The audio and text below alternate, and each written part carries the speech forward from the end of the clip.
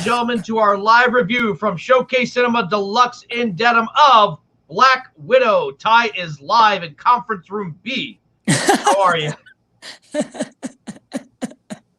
Conference room B. That could be A. I think it's actually conference room S. I think it is. Okay. Or so, I think it's really called that though. Really? Yeah. But how are you doing, man? I'm doing pretty good. You know, I watched the movie I got to see yesterday at the theaters, and I gotta admit, I am really excited to talk about this one. Yeah, I have a lot of so I enjoyed myself a lot.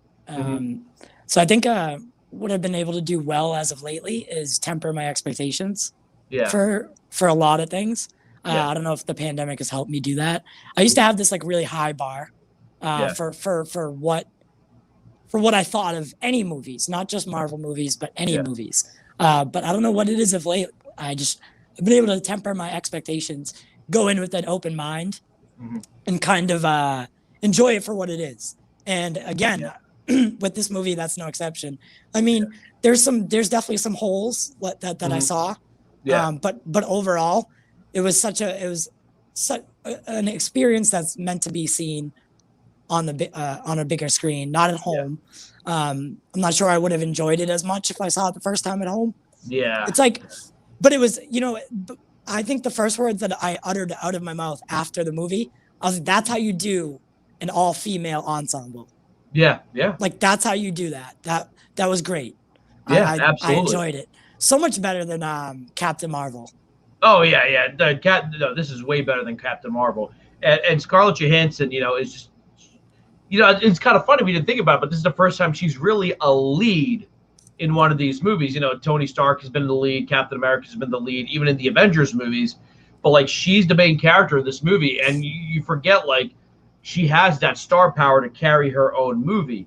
And it's a shame they didn't make this sooner. I would have loved to have seen maybe 2 of these or 3 of these, phase 1 and phase 2.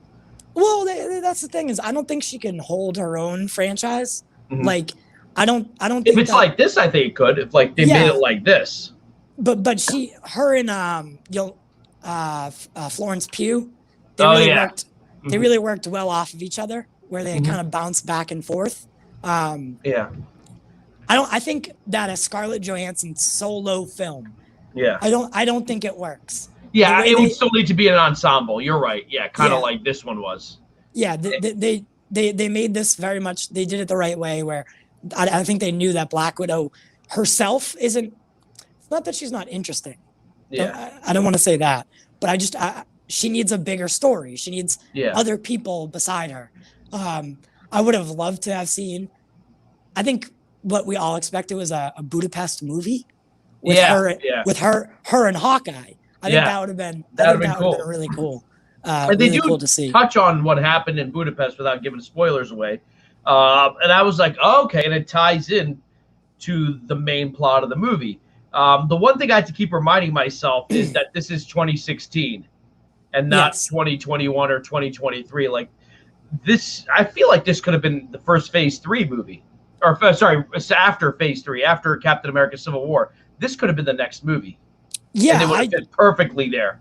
I think it would have been a lot better had it been placed properly, and more timely, in its sequence. Like I didn't like the fact that it was a prequel when we could have slid this in to where it was actually supposed to be.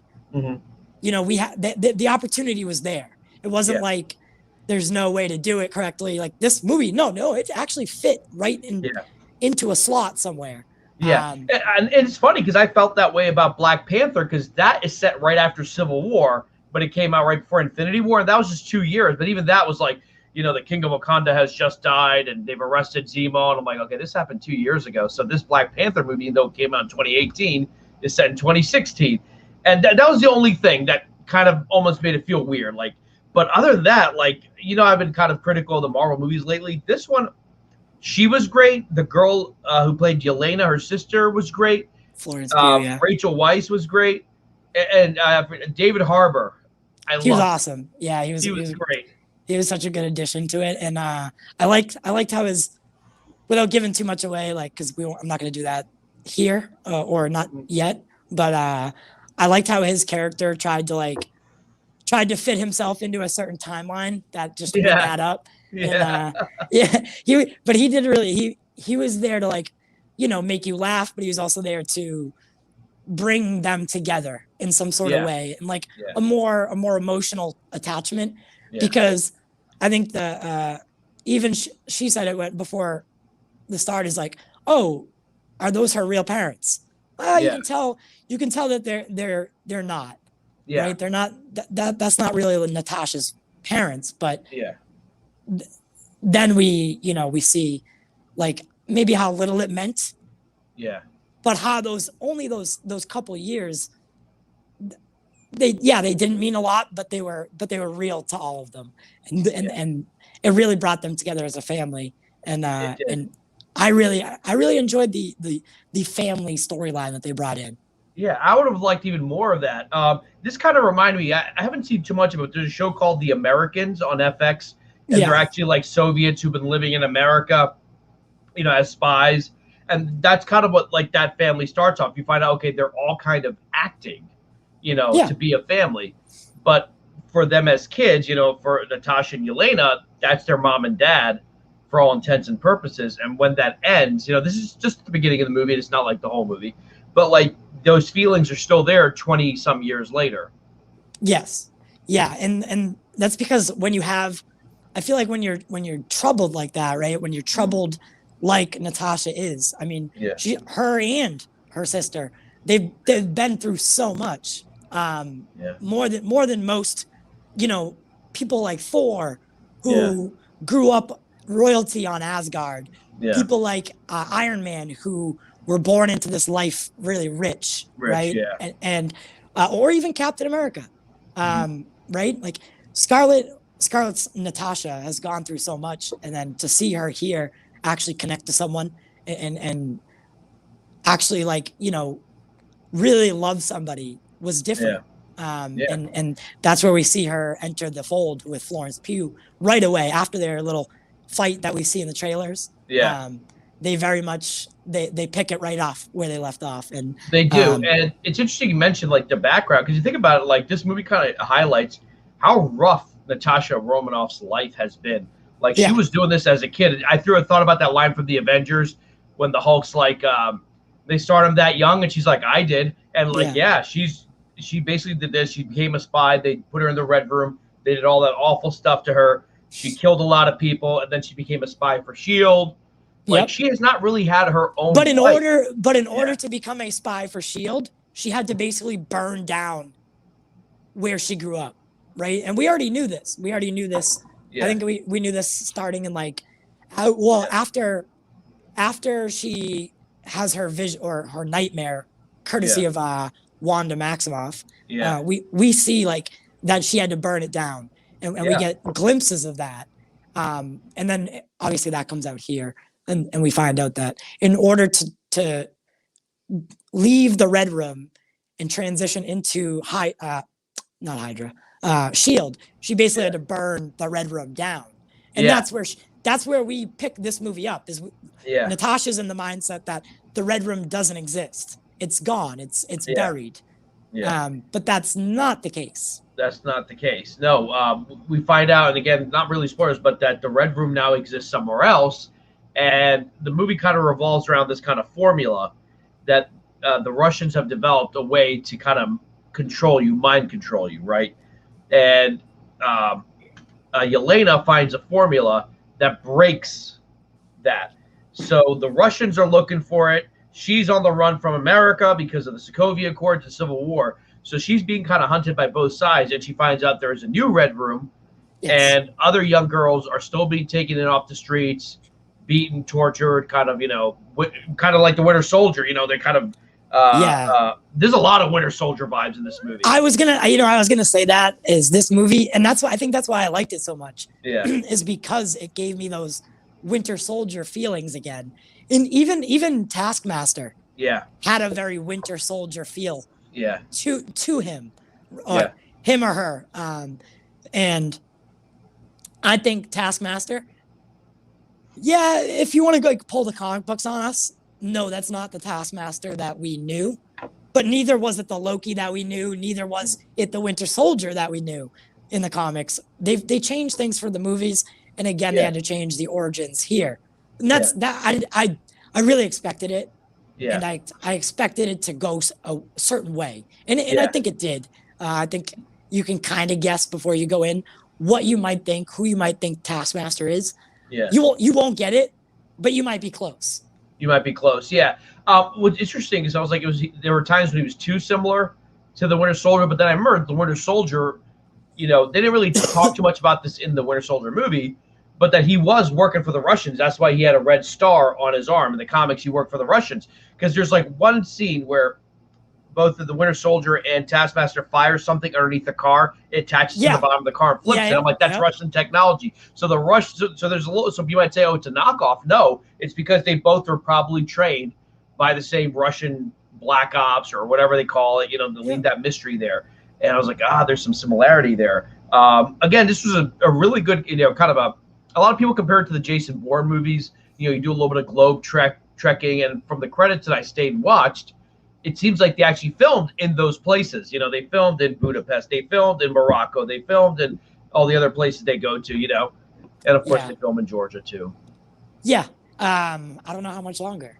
Yeah, I don't know. But you know what I really liked was the fact that I was there seeing a Marvel movie again. Yeah. Over this past week, I've been going back and watching, whether it's Avengers 2, you know, or Infinity War or Endgame. I forgot about how much I loved these movies, especially with the Snyder Cut and all the DC movies that have come out as of recent. I forgot how much I actually do love Marvel movies. There's these holes here, or things that you can kind of pull out of this, you know, like you could do a good job of you know, over anticipating or overextending yourself and being like, well, this doesn't make sense. No. Yeah. I mean, what I fell in love with about these movies is that they were able to tell a good story in your face, connected to a larger universe, and build you up to the next thing. Yeah. And I think they did a good job of that here. Yeah. And it also, like, I was wondering, I'm like, well, when I watched the trailers, I'm like, hey, if she has a family, then all of her, you know, monologues in the previous movies when she says she never had a family doesn't make sense, but it makes sense when you watch this movie.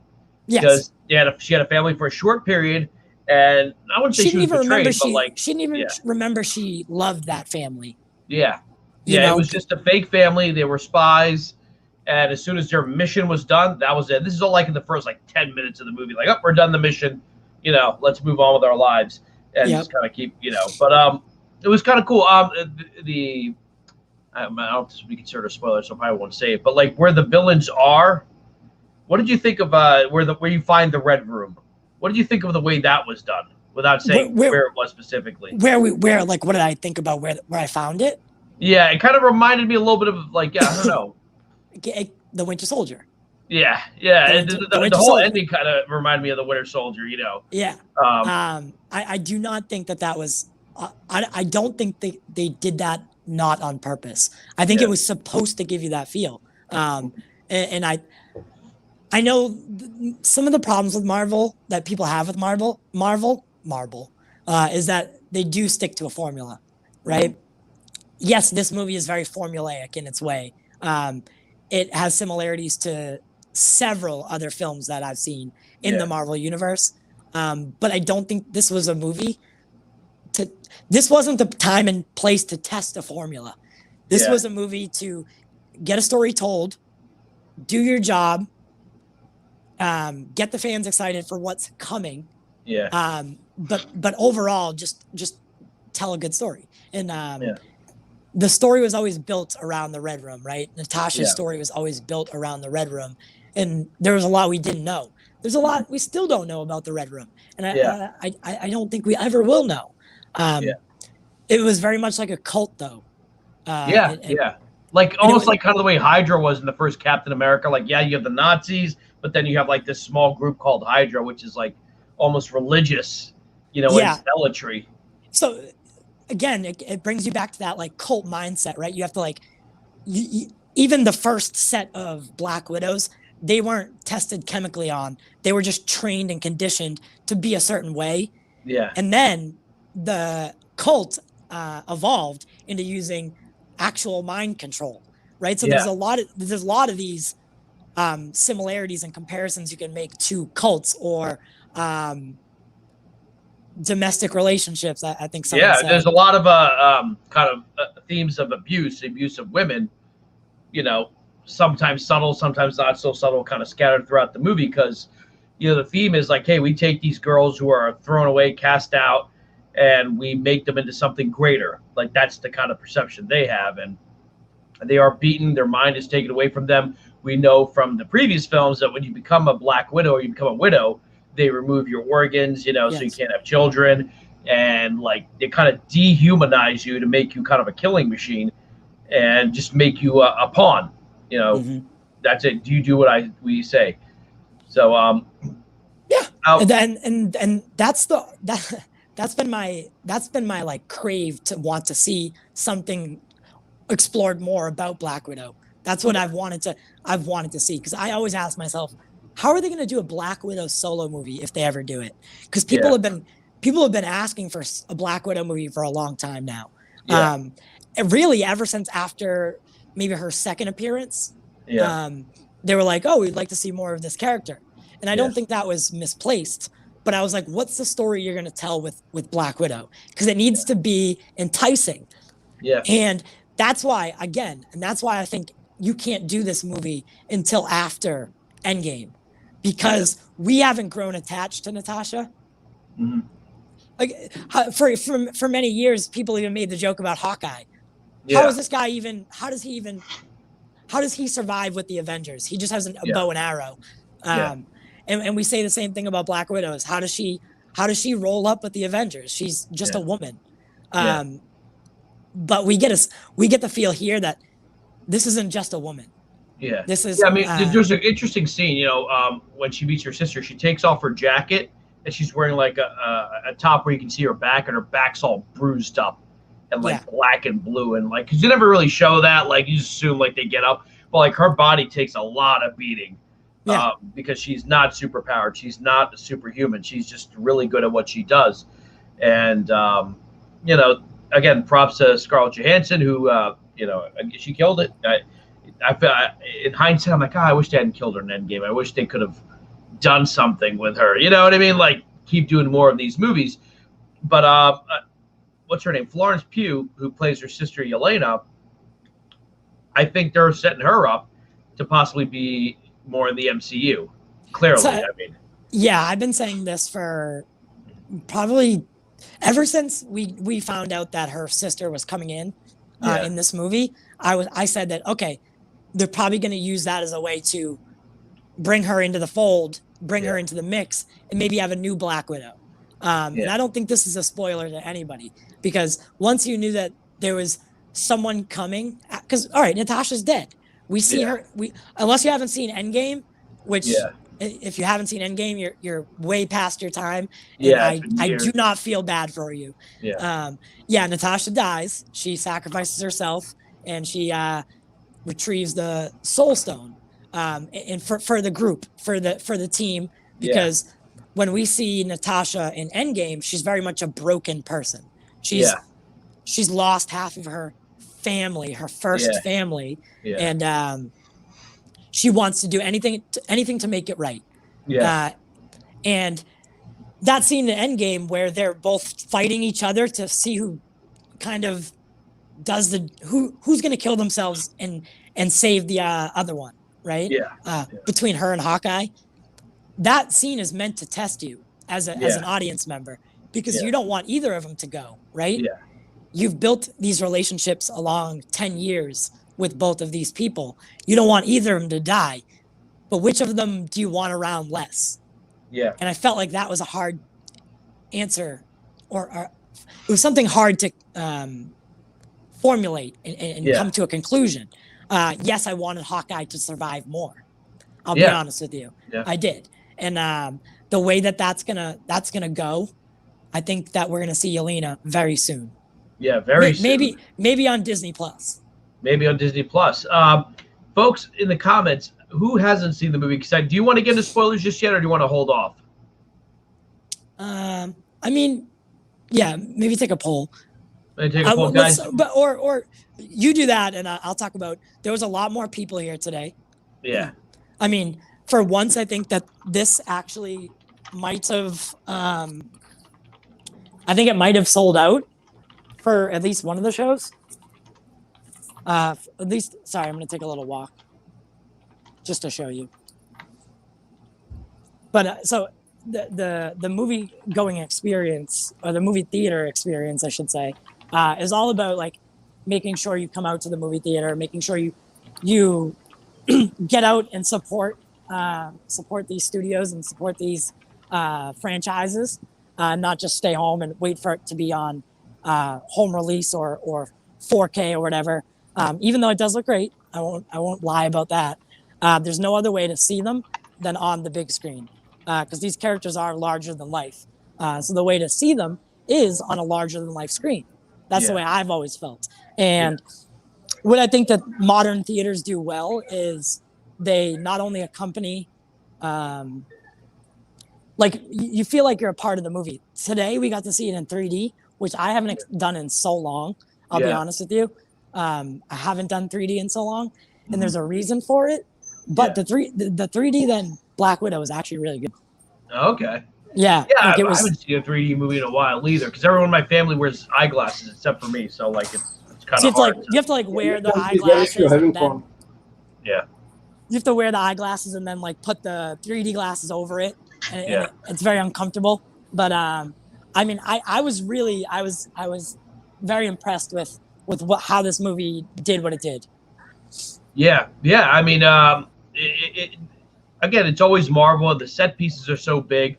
From a lot of the set pieces we've seen are in the trailer, so we're not spoiling that. But which one did you like the most? There's like the big car chase kind of. The set piece that I actually liked the most was the when we get to see the mother for the first time. Yeah. That farm. Okay. All right. Yeah. So that was probably my favorite experience or set piece, the way it was designed, because it was mostly practical. But when we see the team come in to get them, that's when it gets a little bit more. Because that's where like the movie turns for me, right? Yeah. That's where the movie.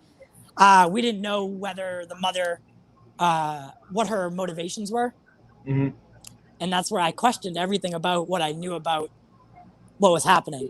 And I think they did a good job of like pulling a fast one on you almost. Yeah.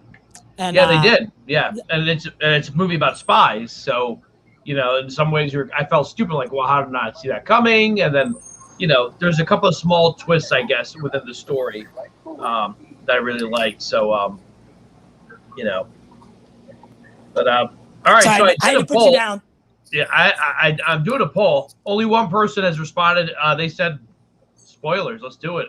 All right. So do we have a spoiler thingamabob here? I'll see if I can pull that up. There we go.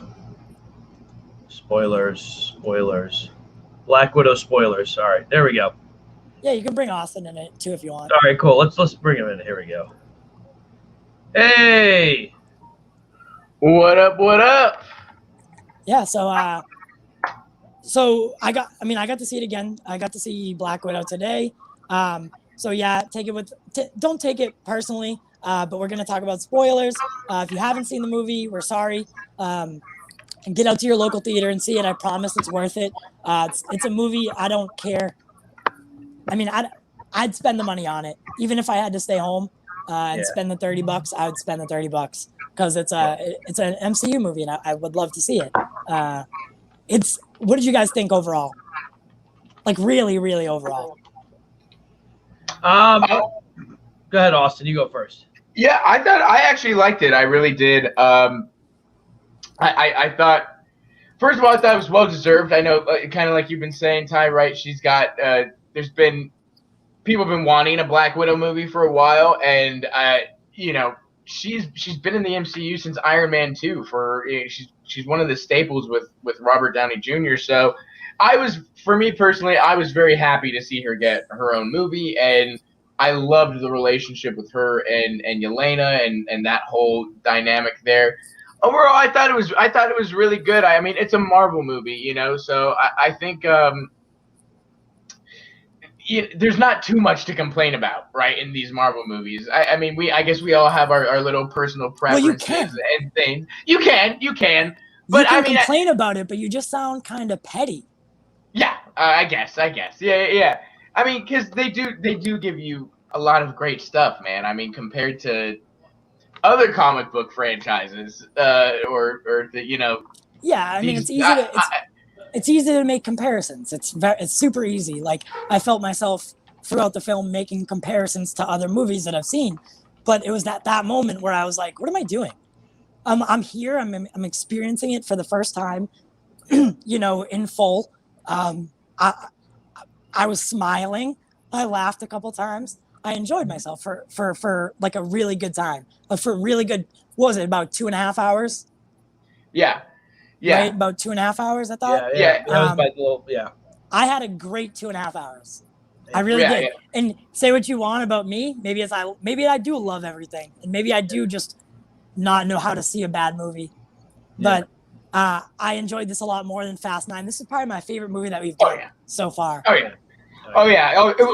is definitely this doesn't even touch, you know, Fast 9 or even Mortal Kombat or any of those other ones. Like, this is it was an experience. And one thing that I did love, right, was it reminded me that you know, Marvel is gonna separate themselves as far as the movies and the TV shows, right? This was big Marvel action, big straight, like, for all, like, throughout the entire movie. I saw it, you know, on the X Plus, and it was like crazy. I mean, I loved it. That every action sequence, you know, I was freaking out. Even though, like I said, I had some complaints. I was still like on the edge of my seat and still going like, oh yeah, just, you know, like freaking out at something. So it was an experience. I saw it with some of my friends last night, and yeah, you're completely right. There's nothing like seeing it in the theaters and seeing it with, especially your friends that you've seen Marvel movies with in the past and all that. Yeah.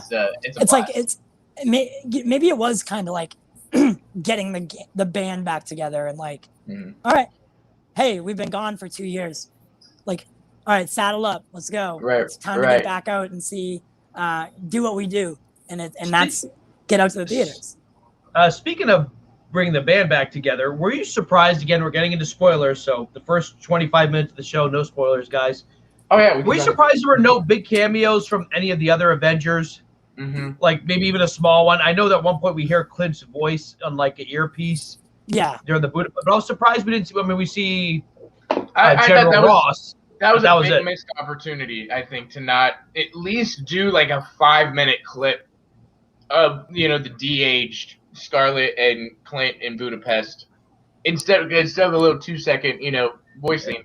I think that would have been great. Or even maybe a stop in or a note from Iron Man or something, because that would have made more sense, right? Because he was alive at that time. That would have kind of been the best place to bring him back, if any. So that was a little surprising to me. Yeah, I think besides obviously that picture of Hawkeye at the end, it was like that's all we got. But yes, do you want to explain what happens? So this isn't a post credit. By the way, you know, I if this movie did come out when it was supposed to come out, I think that little the person that we meet in Falcon and Winter Soldier, that would have been a lot heavier. Oh yeah. But for obvious reasons, it wasn't. We were like, wait, who is this lady? Why is what was her name in Seinfeld? Oh, Elaine. And why is Elaine acting like this? Yeah. And you know, so this was technically where we were gonna meet her for the first time. Yeah. And again, I think that would have been a lot cooler had it happened the way it was supposed to happen. Yeah. Well, how did you guys feel about the reveal of the Taskmaster? Because for the first 2/3 of the movie, I was kind of like, don't show us who it is. Like, just keep it like a Boba Fett thing. Like, there's this like, scary tough guy or girl. Don't tell us who it is. But like then they do reveal who it is at the end, and it's different for the comics. I was kind of okay with it being like, we don't know who it is. It's just this mysterious figure who could just pop in and out. That probably would have better suited the movie if they just didn't reveal who it was. I was gonna say, would you have rather never know who Taskmaster was? Yeah. I think that would have been. I think actually, at least for this movie, that would have been way better suited the movie because it wasn't too bad what they did. I get the story that they were going for and all that, and it wasn't as bad I think as people are saying, but I will say knowing Taskmaster, right? He's an Avengers type threat. And villain, he can copy all their powers and stuff, and I don't mind him being introduced here, but it just kind of feels like, all right, he's something that I think he's a villain you can continue on, like Loki or like you can make him a long-term villain, and it just felt like, well, maybe this isn't within the MCU, Taskmaster is a title given, so someone else can still become the Taskmaster. And I did get that feeling that I'm sure, and they're gonna work it around to where someone picks up the mantle or whatever or something. But you know what? I think it would have better suited the movie to not know. But at the same time too, this was really a cool movie to see Natasha have emotion. Because she doesn't until like Infinity War and Endgame and Civil War, right? You don't really see a lot of emotional conflict with her until Civil War when she has to choose, And with this, it's like she's got that past where she basically tried to kill, the little girl Taskmaster, and but it adds. I like that Antonia, I think was her name. Yeah, but she becomes emotional about it. Like she feels bad. There's this guilt, and I actually really love that moment at the end where she's holding her and she says, "I'm sorry. I'm so sorry." Yeah. And I actually really enjoy. I thought that benefited the character of Black Widow a lot. Yeah, I think people are gonna miss having her around like a lot. Yeah, I already do. People are gonna want her resurrected. And I'm not gonna lie, I got a little teary-eyed. I got a little teary-eyed when when it came to that. When she was Yelena was putting the flowers on the tombstone and all that, and it was like, oh man, it brings you back to the main timeline. You're like, oh yeah, she's she ain't here no more. she that was kind of hanging over my head the whole time, like What about the way that they turn Clint into almost the villain? Yeah, we know that's Madam Hydra. Talking to and interestingly enough, they've obviously been working together for some time because Yelena's like, why are you contacting me on vacation? So remember, this is 2016, so that scene has to be. That scene takes place in present. Yeah, that scene takes place in present. Years have passed, so she might be working for Madam Hydra for a while now. Yeah, I'd probably say at least 5 years passed during. Probably at least 5 years that she's been working with Madam Hydra, and by the time that U.S. agent gets recruited, is probably around the same time we just see that happen in Black Widow. And I think one other thing, Yelena now lives in America because we see her with the dog and everything. So I'm like, okay, so she lives in America. She's back in Ohio. She's back in Ohio. But like she lives in Ohio, not just visiting a grave. Like she lives. Look, they're very very clearly setting up the Thunderbolts. Even General Ross in his scenes has a red cane. Did he have a red cane? He had a red cane. I didn't notice that. Yep. That dude needs to get more healthy, man. He had a second triple bypass. Yep. But that's a spoiler. I mean, I know. I was like, but look, they're very clearly setting that up and getting ready for that.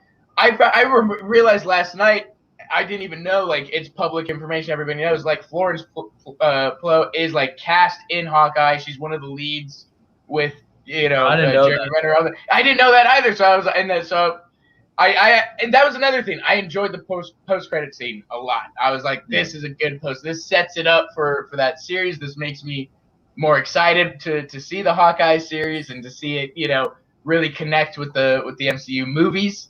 So I actually really enjoyed the post-credit scene a lot too. Yeah, and like it's kind of interesting the way they manipulated her. Like, obviously Hawkeye didn't kill Black Widow. Yeah, but, like, no one could know that. No one could know that. Yeah. Nope, yeah. I wonder how they're gonna make that spin though, because people know. Well, I don't know who would know this, but they knew that Thanos brought Gamora to Volmir and left with the Soul Stone. Yeah. And without Gamora, right? Yep. So they kind of piece it together. Natasha and Clint went to Volmir, and only Clint came back with the Soul Stone. Yeah. Right. So I think they're expecting you to okay, Clint pushed her off, right? Yeah. I mean, there's no doubt that Clint and all probably did a debriefing afterwards and said this is what happened. Yeah, obviously. But like this, she's gonna of course lie. And right, but I think I think the government is gonna lie to Yelena.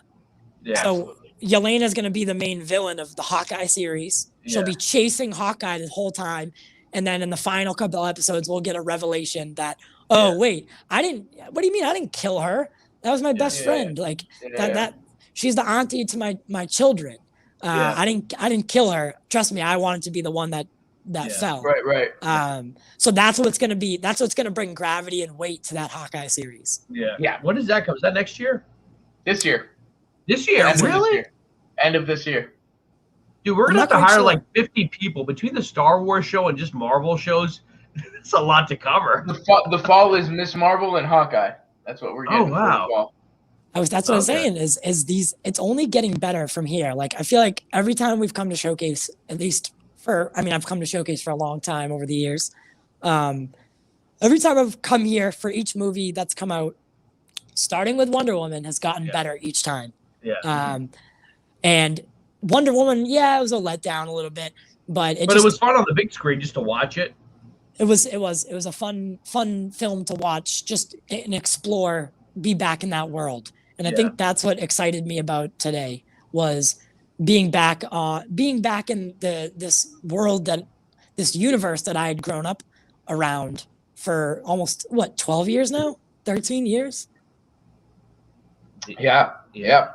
So it was nice to be back, and the Disney Plus shows have done a good job of like getting us excited again for the MCU, especially Loki. I mean, I don't. It's so hard to like.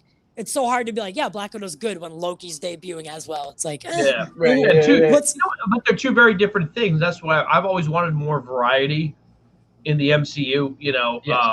That's why Winter Soldier was so popular, because it was like a type of film we hadn't seen within the MCU. And like I'm okay with that variety of this is like an international spy type movie. Loki's a time traveling thing. WandaVision is whatever that was. Well, and I very much variety. Yeah, and I very much like I really see this as like this is the MCU's like Rogue One, right? I kind of said it earlier, and Rogue One is a great movie. So that I'm not saying like Black Widow's a great movie, but it's outside of that main story. It gives you kind of this side story that's really good. I mean, this feels more like an epilogue, in the same way that Spider-Man: Homecoming did, because right now they're not setting up a new big story, because the first Avengers, obviously they set up Thanos. So far, there's no future threat that we're aware of. Maybe Loki does that with Kang. I don't know. And what do you guys think about this? I thought about this last night. I told some of my friends. I was like, I do think it sets her up better in Infinity War.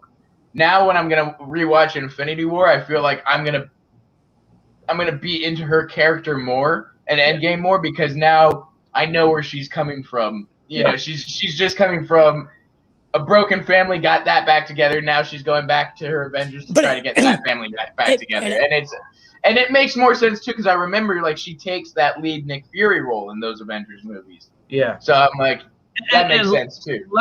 You talk about the timeline. This is not even set after Civil War. This is set like between the end of Civil War and the post-credit scene in Civil War. Because at the beginning, General Ross says, "We got the little guy, we got Sam Wilson, we got them all captured." But then you remember the post-credit scene, Captain America rescues them. So this is set like directly at the end of Civil War, but before Cap rescues them. as far as she knows, they're still captured. At least they're still captured at the start of the movie. So this is really close to Civil War, like within days. Days. Yeah. Right. Yeah. But you said one thing that resonated with me, or that had already resonated with me, is this is why she made that decision in Endgame to sacrifice herself.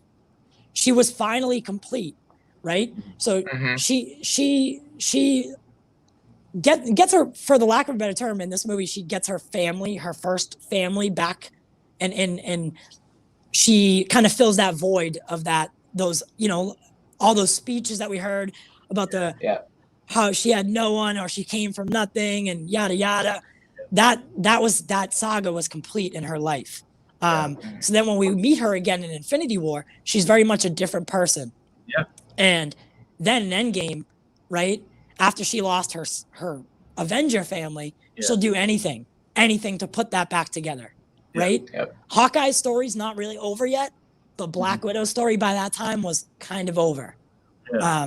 And that's why she wanted to make the decision. She's like, no, I'm sacrificing myself. Because she had felt she was complete. She had done the right thing, and she brought both of her families back together. She was very at peace with the way her life had turned out. Whereas Hawkeye was still, I don't know, he was still a little bit crazy. Yeah, still needed to find his family, He still needed a bit of redemption, Hawkeye. With the Ronin storyline happening. And he was very much, he was unsettled. Whereas Black Widow, but we didn't know that. That's why this movie kind of made me happy. Was like, oh, Natasha was like happy going into Infinity War and Endgame. Like she was for the most part, she was happy. Yeah, exactly. Yeah, and I know you're right. The movie, I think, does take place over on Endgame, but I think that end scene, because there is that end scene where, like, she's got the Infinity War hair, she takes off in the jet, they start the Avengers theme and stuff. I wondered that felt like it maybe that takes place closer to Infinity War, but that was the scene that I was talking about. It just felt like in that moment it made me realize that I was like, oh, okay, I kind of get now where she's at in Infinity War and why she's that way and all that. She goes back, with Captain America. It made more sense for me is to set her character up. Yeah. I think she was there during when Captain America broke. Yeah, now she has to have been. Yeah. I think she was there at the raft when Captain America broke the other guys out. I mean, if you look and see how many people are on the ground, it's kind of hard to imagine Cap doing that all by himself with no shield either, right? Cap remember, he's super strong, like Red Guardian. So but he went in as Nomad, right, with just his wits and his will, and he took down a whole prison of guards. I think Natasha was with him. Yeah, and I think that's what sets up Infinity War, right? When we see Cap and that team back together when they rescue Wanda and Vision. I think that's what put them all back together. Was Natasha went to find Cap. Cap was like, "Oh, good, we're gonna go break them out of prison," and then then they get the other people, and then all right. Well, that now. I don't know if this is canon or not, but Marvel did do a prequel comic to Infinity War, and like right before Infinity War, Cap, Sam, and Natasha were kind of and Wanda were kind of working together, stopping terrorists, kind of like vigilantes, right before Infinity War. So they united. Because remember, Wanda was with them. She just happened to have been in Scotland seeing Vision when the Black Order or whatever you want to call them showed up. They showed up, because Wanda had made a deal with Natasha. It was like, I'm gonna go see Vision on the weekends or something. It was very parental in a way. And we can hear that in their conversation. I picked that up last time I watched it, which was a couple days ago. Was when Wanda and Vision get back on the Quinjet with our second Avenger team, right? Our dark Avengers. She kind of explained. She's like, "Oh, we just needed more time." And she's like, "Well, that wasn't the deal. Like, you're supposed to check in, do this, yada yada." And we see Natasha being like this motherly figure to Wanda, and again, it just made the character make more sense to me in this movie. I just want to touch on Red Guardian's obsession with Captain America. It's like he keeps making up the story like I fought Captain America in the 1980s. Like, dude, he was in ice at the time. And like breaks that dude's wrist. You know, and then he's like, he meets Natasha. He's like, did he say anything about me? Has he ever met? And like, I don't know. Maybe he's kind of lost his mind because I think he genuinely thinks he fought Captain America when, like, no, he didn't. Well, we no, do it know. Gets you to wonder a little bit. It gets you to thinking because we know there was a Captain America around. That wasn't Steve Rogers. Was it Isaiah? Was it Isaiah? Was it who? You know. Now, I think it was pretty obvious he was talking about Steve Rogers because he knows, everyone knows who Steve Rogers is. I mean, unless they I don't think so. Because he never mentioned Steve Rogers. He never does. America. He just says Captain America, and we know that now because of Falcon and the Winter Soldier, we know that during that time probably there was the government was 50s, trying to establish other Captain America. I don't think so because that was in the 50s and no one else knew about it. Well, I think in his own mind, like no, but he's again no one else knew about it. Maybe that's why everybody's like, well, you know, what are you talking about? Yeah, it made me laugh. It makes me wonder. Falcon and the Winter Soldier, it's quite clear. They said the black guy said that they never called me Captain America because they couldn't have a black Captain America. I don't know. I think he's either out of his mind because he's been in prison so long, and he is a little bit loony. The other thing was with Loki. This is a long shot, but with Loki, of course, I'm thinking, what if he fought another timeline or another variant or something wild switched there? Because I don't know. He's the whole like he lost his mind thing. Just I guess, you know, with the whole Marvel Richard Boner stuff and all that, they can play that off. But it would that would be a lost opportunity. I feel like you know, because I feel like there's a story there, man. There's something there. Maybe because I was thinking maybe he met Cap from, let's say, the end of the first Avengers movie to Civil War. Like Cap is fighting with Shield. You know, no, we can't forget that Captain America went back and put the stones back. Oh yeah, maybe. And then was there one in the 80s? Maybe. I'm trying to think. What do you mean? Then Captain America has been around since the 40s again. Then he went back to the 40s. And he had the shield and everything. Yeah. So maybe he fought him in another. And there is fought him in a different timeline. Yeah. And there is rumor that timeline. Yep. And there is rumor that that Chris Evans might return one last time for a Captain America film or something to explain that, to explain how he returned the stones, and what happens there. Because I've been saying that's a perfect storyline for Disney Plus is Cap putting the stones back, and then because a question I had all these years is like, what, Captain America just sat around and didn't and knew things were about to happen and just sat back and was like, see, I that's what I'm saying, man. See, that's where the TVA comes in. Didn't they arrest Peggy Carter in like one of the in the first episode. And you know that's Marvel doesn't just throw little lines out there like that for nothing. So I think it would be more than he's just lost his mind. I think he fought a version of Captain America. Or maybe like he wanted to be the Russian Captain America so bad, and that's not right. Being. But even in that scene, you know, when he responds with and he tells him, he goes, Captain America was frozen in ice. Mm-hmm. Nobody else really says anything, and on top of it, he looks at him and he goes, "Are you calling me a liar?" Like that didn't come off as insanity to me. Like that came off as like a genuine like. I thought America. To me it came off to me like he was lying. Like when a guy's like, man, I ran into President Biden. Like, where? Are you calling me a liar? Like, rather than explaining, you know, like rather than explaining, like, no, dude, I actually did meet him. He immediately like says, you call me a liar, and then breaks the dude's arm. Like you see his wrist's all messed up. It really could be a throwaway line.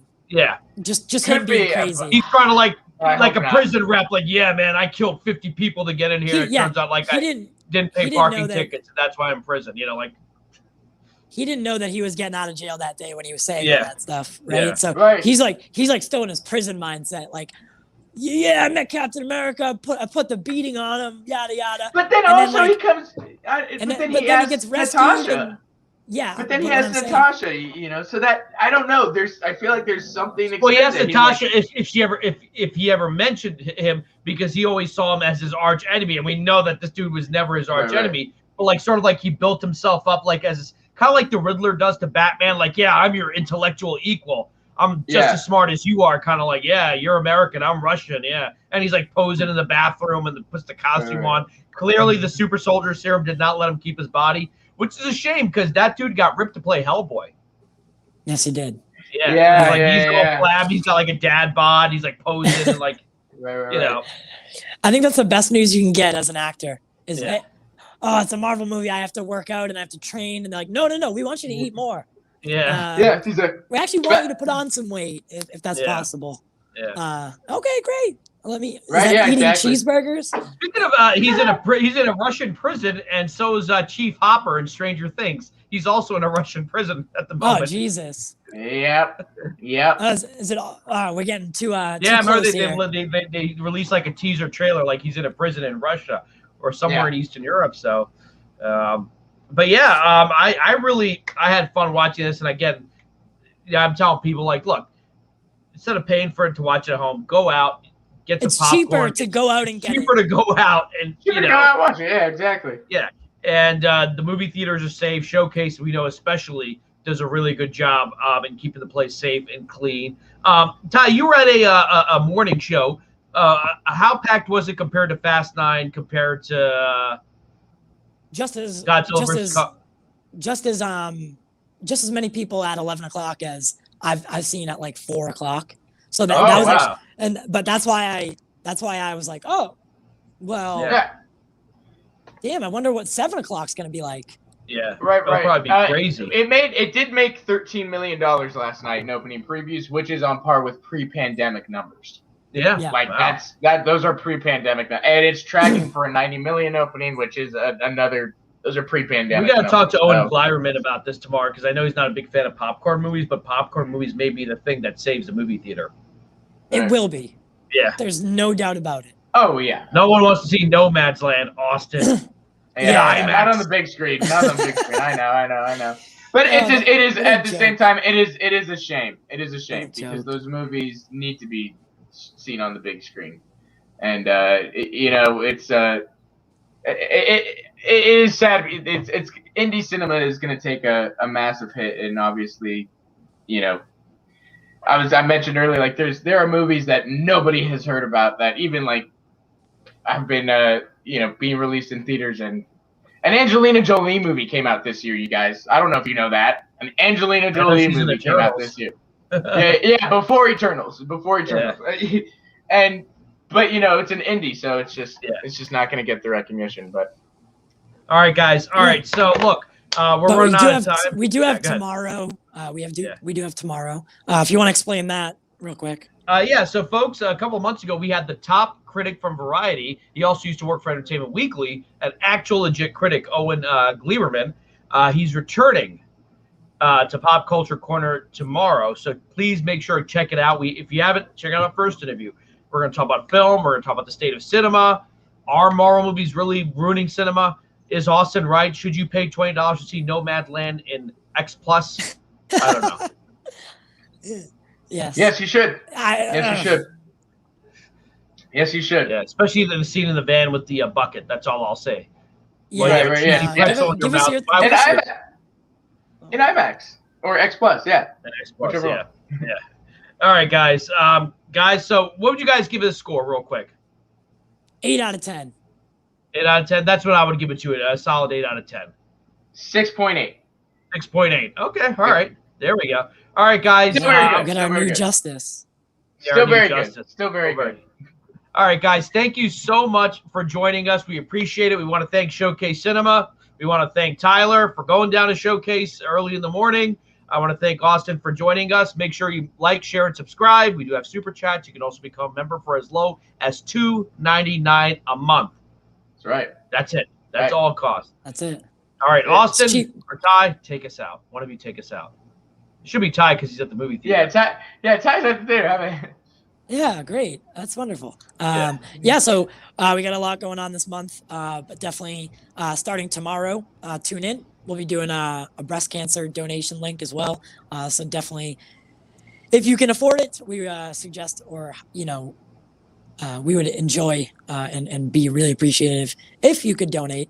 I know it's hard to do for a lot of people. I've been there. But if you can't donate, share it, share the link and get it out there to someone who can. Thank you guys, everyone who tuned in today and who will tune in the future once you've seen Black Widow. We do it for you and we do it for the culture.